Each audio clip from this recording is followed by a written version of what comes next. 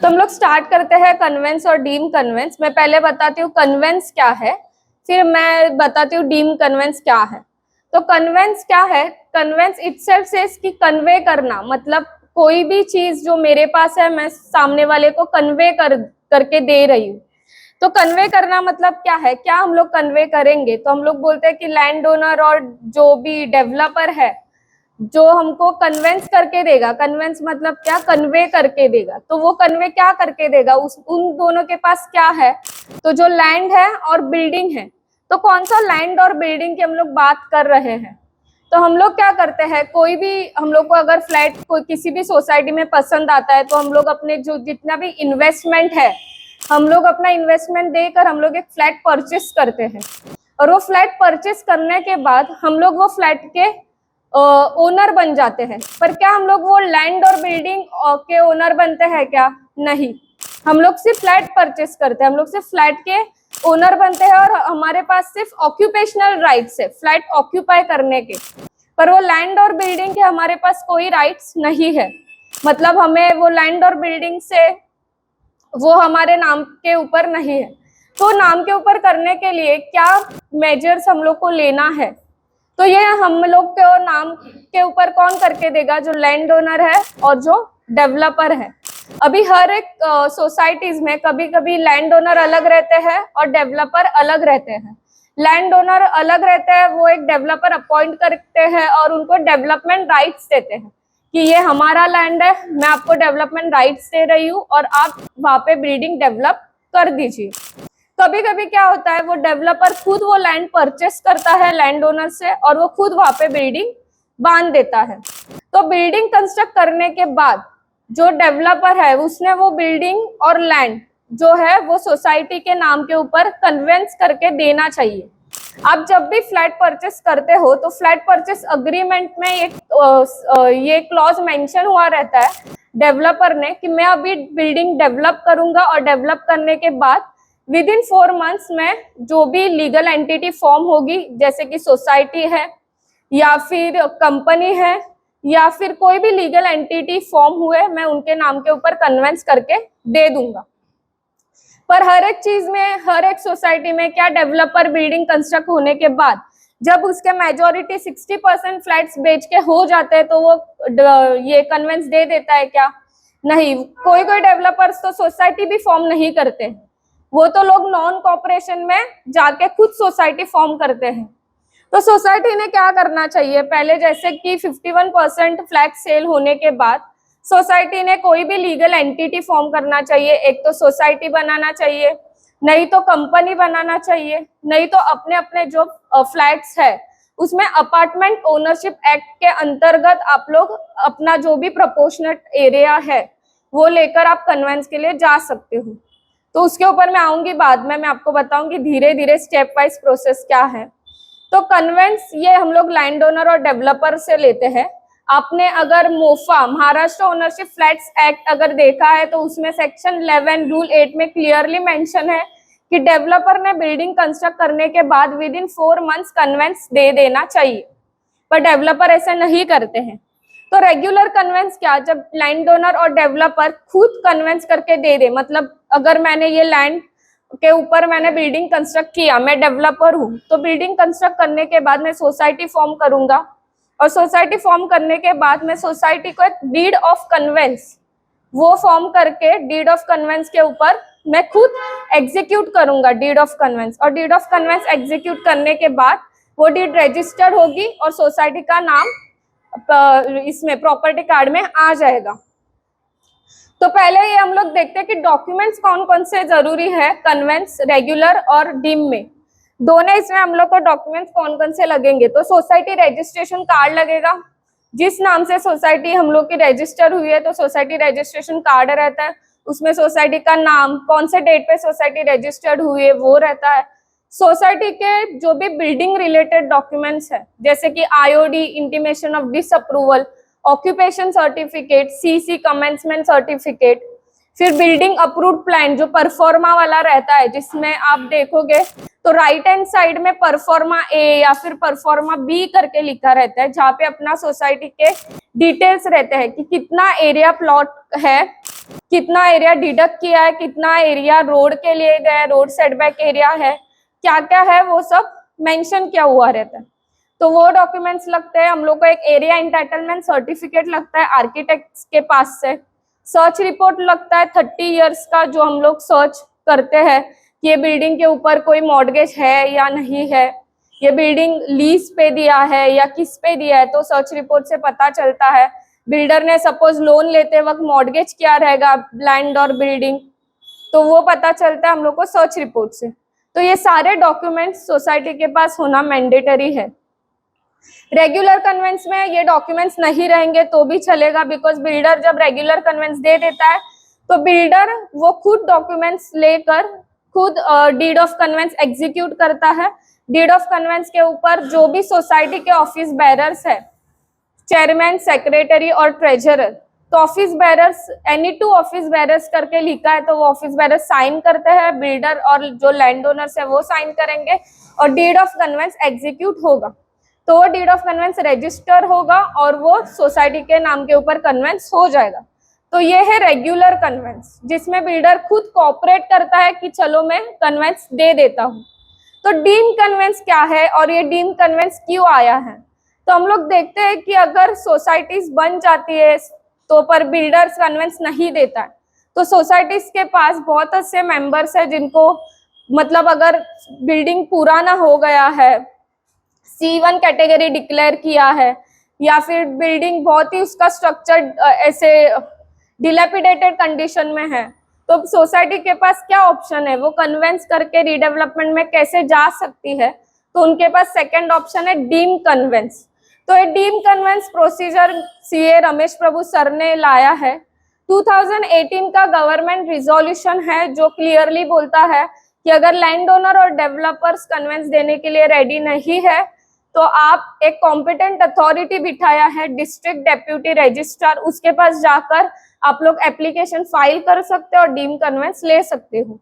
तो district deputy registrar कौन से हर एक रीजन के अपने अपने DDRs है। DDR1 जो मल्होत्रा हाउस में है, DDR2 है बेलापुर में, DDR3 बांद्रा में है, तो हर एक रीजन के अलग अलग DDRs है। तो आप आपका सोसाइटी कौन से रीजन में आता है वो देख सकते हैं और वैसे DDR के पास एप्लीकेशन कर सकते हैं। तो डीम कन्वेंस मतलब क्या कि हम लोग बोल देते हैं कि विद इन 4 मंथ्स बिल्डर ने कन्वेंस दे देना चाहिए। अगर नहीं दिया तो वी शुड से कि डीम्ड है, कि कन्वेंस हो चुका है मान लीजिए। पर ऐसे मानने से कन्वेंस होता है क्या? नहीं। तो हम लोग के पास कौन सा प्रूफ है कि जो बताता है हमारा कन्वेंस हो गया? तो जो प्रॉपर्टी कार्ड है, जिस CTS पे अपना बिल्डिंग खड़ा है या फिर जिस कैडेस्ट्रल सर्वे नंबर पे हमारा बिल्डिंग खड़ा है, वो प्रॉपर्टी कार्ड में सोसाइटी का नाम होना जरूरी है। म्यूटेशन एंट्री सोसाइटी के नाम के ऊपर होना मैंडेटरी है। अगर प्रॉपर्टी कार्ड के ऊपर सोसाइटी का नाम हुआ तो ही आपका कन्वेंस हो गया है, ऐसे आप बोल सकते हो। अगर डेवलपर आपके पास रीडेवलपमेंट के लिए आता है तो वो पहले चेक करेगा कि आपका कन्वेंस हुआ है या नहीं हुआ। तो डेवलपर को कैसे पता चलेगा कि आपका कन्वेंस हुआ है? तो वो प्रॉपर्टी कार्ड पे देखेगा कि सोसाइटी का नाम है प्रॉपर्टी कार्ड पे या नहीं है। अगर है तो उसको पता चलेगा कि हाँ इनका कन्वेंस हो गया। अगर नहीं है तो कोई डेवलपर्स क्या करते हैं, जिसने बिल्डिंग बनाया है वो खुद ही कन्वेंस दे देता है और खुद ही रीडेवलपमेंट का प्रोसेस भी कर देता है। पर हर सोसाइटी में ऐसे सिनेरियो नहीं है। तो हम लोग डीम कन्वेंस में क्या कर सकते हैं, कौन से डॉक्यूमेंट्स है? तो डीम कन्वेंस में मोफा के अंडर आपके जो भी अग्रीमेंट फॉर सेल है, हम लोग पहले एप्लीकेशन करेंगे। पहले सबसे फर्स्ट स्टेप है हम लोग सोसाइटी में रिजोल्यूशन पास करेंगे कि हम लोग डीम कन्वेंस में जा रहे हैं, और any 2 office bearers can sign the deed of conveyance और एग्जीक्यूट पूरा जो भी कन्वेंस का वर्क है वो एनी 2 ऑफिस बेरर्स सिग्नेचर्स के लिए रेडी है। तो वैसे रिजोल्यूशन पास करना रहता है तो वो हम लोग जनरल बॉडी रिजोल्यूशन में भी पास कर सकते हैं।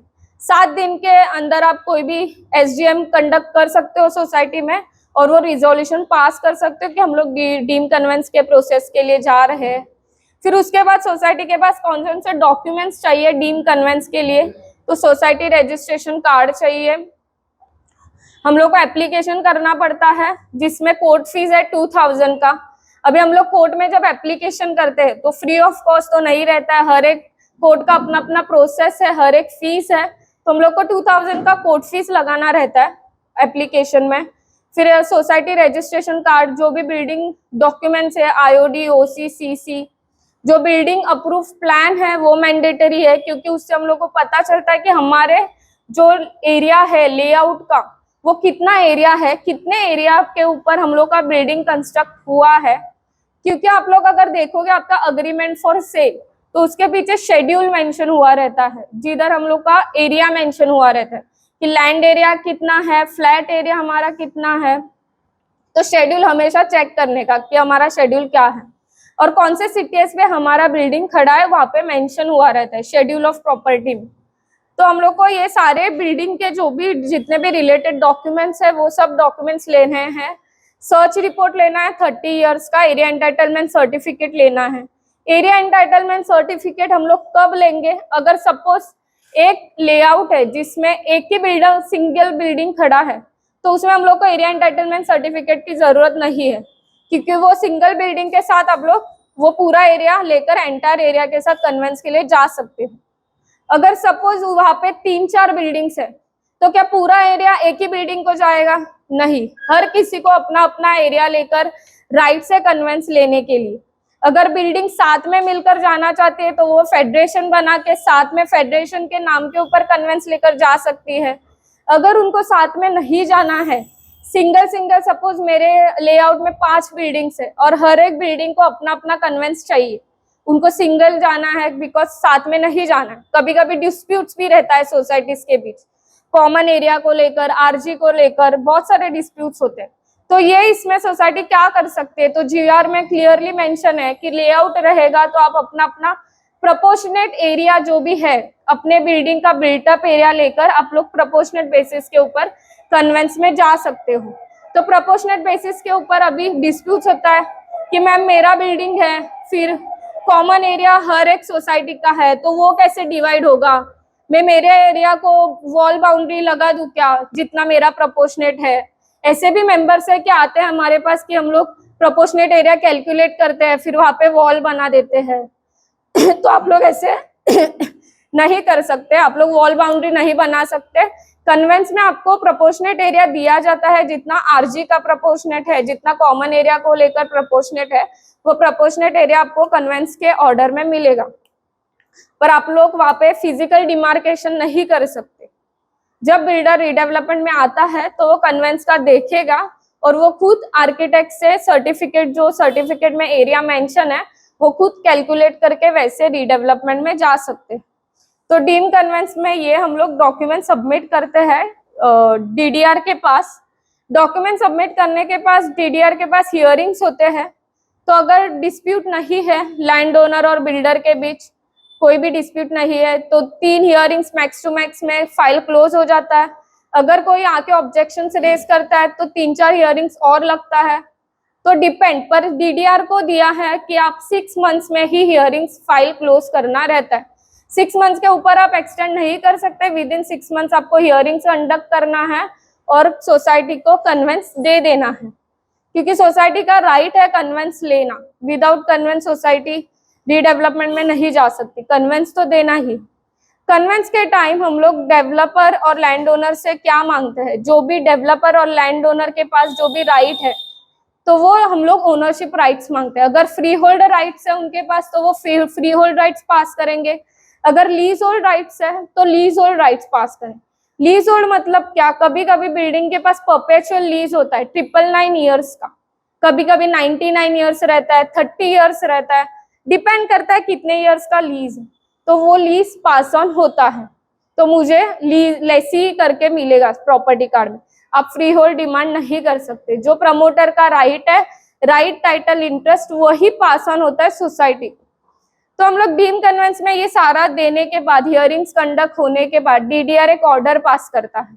ऑर्डर मिलने के बाद ऑर्डर के पीछे लिखा रहता है सर्टिफिकेट में कितना एरिया सोसाइटी को मिला है, इतना आरजी एरिया है, और ये सब एरिया कैलकुलेट करके ऑर्डर लेके हम लोग डीड ऑफ कन्वेंस बनाते हैं, जो सबसे इंपॉर्टेंट डॉक्यूमेंट है सोसाइटी का। डीड ऑफ कन्वेंस एग्जीक्यूट करने के लिए हम लोग डीड ऑफ कन्वेंस बना के फिर से रजिस्ट्रार को सबमिट करते हैं डीडीआर के पास अप्रूवल के लिए।